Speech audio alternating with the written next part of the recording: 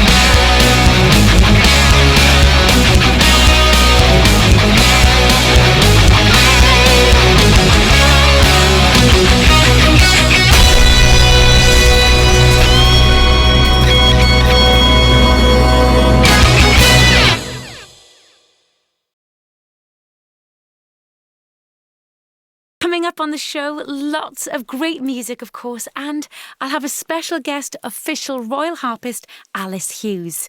Lois Cernu is out and about for us, checking in on community music groups around Wales, and today we'll be hearing all about Cor Hafod Wenog. But now, back to the best of music on BBC Radio Wales with Croatian cellist duo Two Cellos alongside the London Symphony Orchestra with the Game of Thrones medley.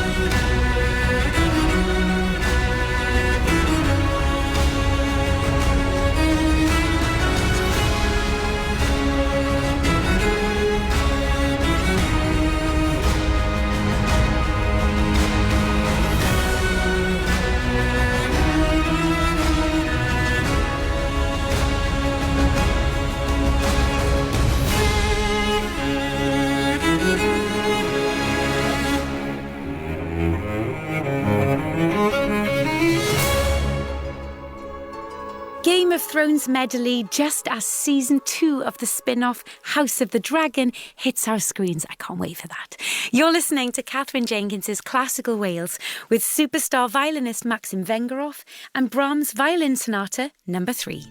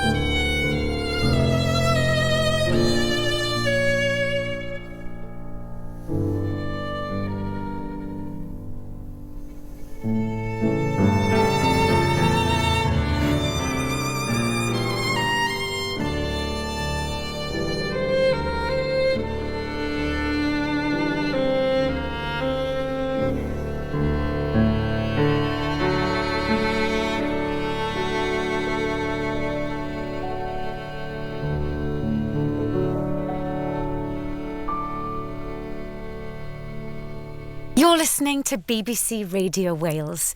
Doctor Who is back on our screens, a show made right here in Wales, so it's only right that I should play some of the wonderful music from the show. This is the opening theme, reimagined by Murray Gold, who's amazing, and it has set the template for all subsequent compositions since 2005, and it stays faithful to the original versions, which date back to 1963.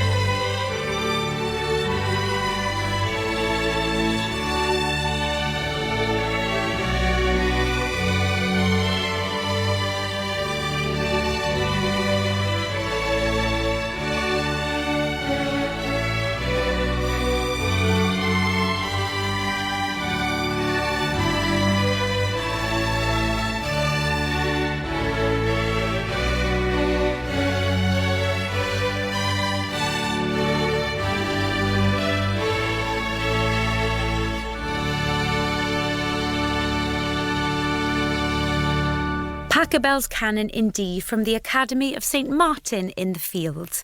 The cello chord progression from that was used by Maroon 5 in their song Memories, Kylie in I Should Be So Lucky, and even Pet Shop Boys' Go West. See, every day's a school day here on Radio Wales. Coming up in a few minutes, I'm joined by official royal harpist Alice Hughes. But first, a fantastic piece of music performed by the City of Prague Philharmonic Orchestra. See if you can guess which film franchise this is from.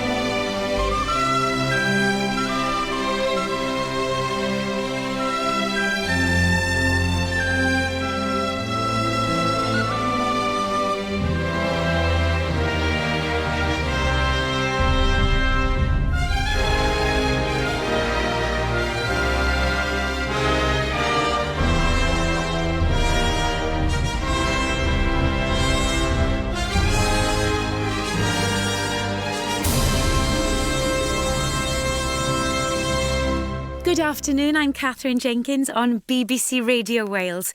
That was taken from the film franchise Lord of the Rings, the main theme from the Fellowship of the Ring. Isn't it wonderful? Well, I'm delighted to say that I'm joined by my first in a series of special guests this month, official royal harpist Alice Hughes. Hello, how are you? I'm very well, thank you. How are you? Good, I'm so excited that you're here. We have met once before. Yes, many years ago by now, but it's great to see you again. I was thinking you were playing, we think it was UEFA. Yes, it was when the Champions League final came to Cardiff. Yes. Many years ago. I was still a student at the Royal Welsh College at the time. And I think I accompanied you for Amazing Grace, if I remember rightly. Yes, at Cardiff Castle. I loved that. Yes, so it's lovely that's to see the one. you again. Remind me, where are you from in Wales? So I grew up in rural Montgomeryshire. Okay. In a Welsh-speaking household. And by now I'm London-based, but sort of working everywhere, really. So I've still got, my heart is still in Wales, I think. How often do you get to go home? At the moment, I'm home quite a lot. I've just good. been touring around rural communities in Mid Wales with Symphonia Cymru, which is just so much fun. And lots of concerts in Wales coming up over the summer, over the next few months. So yeah, I'm kind of back and forth quite a lot. Do you miss home, or have you settled in London now? I find that if I'm in one place too long, I get itchy feet because I'm so used to be. I'm sure you feel the same. That I'm so used to be travelling, being on the move all the time, just living in the car. But it's always nice to see some greenery and some hills, and I think that's what I really crave if I've been in the city too long. I feel the same, and obviously being a harpist, you always have to go everywhere by car. Yeah, very much so. Yeah, so I'm sure you spend a lot of your time stuck in traffic. Yeah, living on the motorway, but it's part of the job, and I'm really, really lucky that I get to do what I do. So I've got no real complaints. And so tell me about your musical journey. When did you start? And are there other harpists in the family? So my mum can actually play the harp. She's not a professional harpist by any means, but very musical family. And in rural Welsh-speaking Wales, as a lot of you know, then it's not that weird to have a harp in the family somewhere.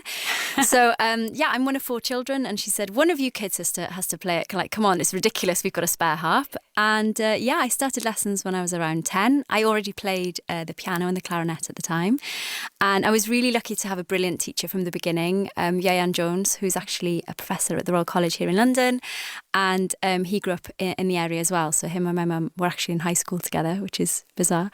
And he was really, really supportive. And then I went on to study with Carol Thomas at the Royal Welsh College. And now I'm just really lucky that I get to do what I do. And so was it literally just your mum sort of saying, one of you has to do it, or did you find you were drawn to it anyway? Well, I'm not really sure. I don't think I was naturally drawn to it in the same way that a lot of my colleagues are. A lot of my colleagues will find that they saw a harp for the first time and sort of got hooked. It very much feels like it's something I've almost fallen into, but just really have to acknowledge I wouldn't be where I am now without all that support and inspiration, which kind of makes it seem like a viable career option, I suppose. And you are official royal harpist. That's amazing. Congratulations. How does that happen? So I was appointed as harpist to the then Prince of Wales back in 2019. And it's much like any other job interview. You have to be, first of all, you have to be nominated to apply for the position. And then you had to send off CV and some references, and then did a couple of rounds of auditions, had an interview, and then, got the news that I had the job. And I'm actually about to come to the end of my time in that position. So it'll always be a chapter that I'll look over really, really fondly. And really value the opportunities that I've had because of it. What has been the highlight of your time in this position? What have been some of the things that some of the amazing opportunities and experiences it's brought to you? So I've been so fortunate whilst I've been in this very unique role to have some amazing sort of lifelong memories that I will really treasure. Quite soon into my time in the role, I flew out to Tokyo to play for the then Prince of Wales's visit when Japan were having a new emperor. Yeah. And that happened to coincide with the Rugby World Cup. Oh, brilliant. And I managed to get myself some tickets to the semi-final against South Africa, which was sort of... that day just happened to be the only free day that I had in a fortnight-long tour of the country. And it was so special. Just the towns turned red, like Kitakyushu, where the Wales training camp was. I sort of met so many people there, and they were so supportive. I went to a primary school and met about 600 children that sang the Welsh national anthem for me. Wow. It was really, really special. So that trip was one that I'll always treasure. It was just so special. And also, I think we have to mention the coronation that happened last May. That was such a special moment up in the organ loft in Westminster Abbey, seeing history happen in real time, which was quite special. And and of course, from where we were in a little bubble, and getting to work with so many amazing musicians was just a real dream come true.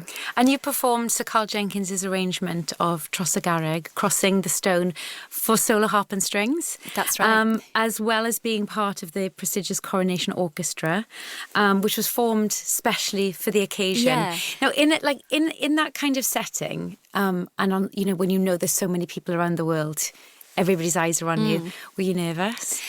I think, in a weird way, because we'd prepared so much for it. The orchestra itself were taken from some of the best orchestral plays in the country, all from different orchestras that His Majesty has links to. Yeah. So we'd all come together. We'd been rehearsing all week. And then we had a full dress rehearsal a few days previously. And I think almost that felt so real, because we were all dressed and everyone was there in their full regalia, that almost felt more real. Like, if we kind of got our nerves out of the way for the dress rehearsal, if that makes sense, which is sort of great. And like I said, we were up in the organ loft, so it felt like we were in a little bubble. We couldn't see the crowd that was below. We could only sort of hear them murmuring. So it kind of, I think it really helped in the moment that we were sort of that little bit removed, that you could really just concentrate on the job, because, as a performer, as a musician, the music has to come first, and you have to really, really focus on the job at hand. So, And you were a part of history, which is amazing. Yeah, to see it all happen in real time in front of us was just bizarre. And I still remember when Sir Bryn Terfel, he in the dress rehearsal that I mentioned, actually, he was directly underneath us, so we couldn't see him, and we just heard this voice come up sort of and like all around us. And I remember that moment just having goosebumps. And that was the first time that we were hearing Paul Mealer's work, and a lot of the other living composers that had composed for the on the choral works that we weren't part of. That was the first time hearing them. It's just really, really special. Amazing. Yeah, amazing memories. Well, let's play a track now from one of your albums. This is the Welsh lullaby, Suor Gan.